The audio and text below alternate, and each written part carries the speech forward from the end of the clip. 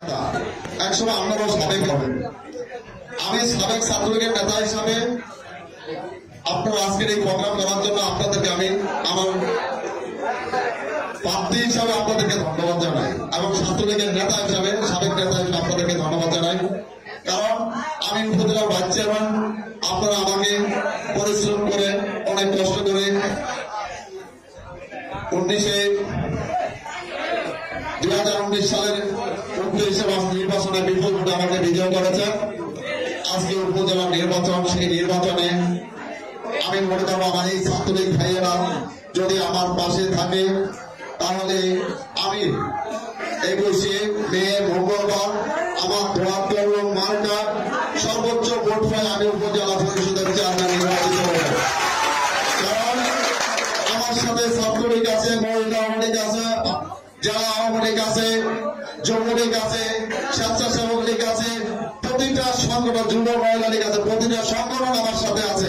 কারণ আমার বিশ্বাস আমি জিতবো, কারণ আমি কারো ক্ষতি করি না, আমি পারলে উপকার করেছি। আমি এই 5 বছরে উপজেলার ভাইস চেয়ারম্যান হিসাবে আমার কিন্তু ক্ষমতা, উপজেলার ভাইস চেয়ারম্যানের ক্ষমতা নাই, কিন্তু আমি যেটুকু পেরেছি আমি সহযোগিতা করার চেষ্টা করেছি আমার সংগঠনকে।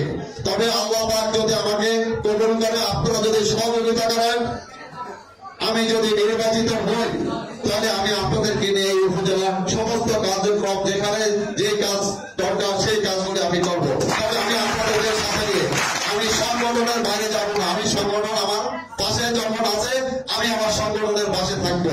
কারণ আমরা উপজেলার প্রার্থী অনেকে অনেক কথা বলে, অনেক বক্তব্য ছড়াচ্ছে, আমরা কেউ ওইদিকে কান দেব না।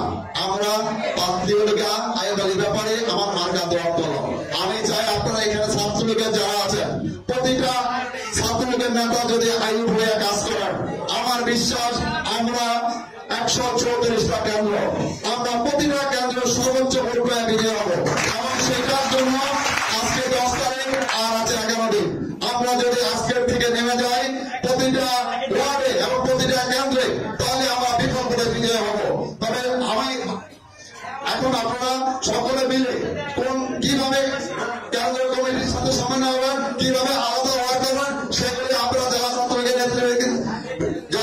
নেতৃত্বে কলেজ, শহর, উপজেলা মিলে আপনারা আমাদের ওয়ার্ডটা কিভাবে করবেন আগামীকাল সকাল থেকে আমি চাই আমি ওয়ার্ড সকলে মিলে প্রতিটা পাড়া মহল্লা যেন আমার ওয়ার্ড দেওয়ার মার্কা ওয়ার্ড খাবে এবং প্রতিটা ঘরে ঘরে ভোট হয়। এই বছরের ভোট পৌরসভার 2য় ইভিএম আর সদর উপজেলা ইউনিয়ন পর্যায়ে প্রথম। অনেকে কিন্তু ইভিএম এর ভোটটা কি বুঝেন না, অর্থাৎ এগুলি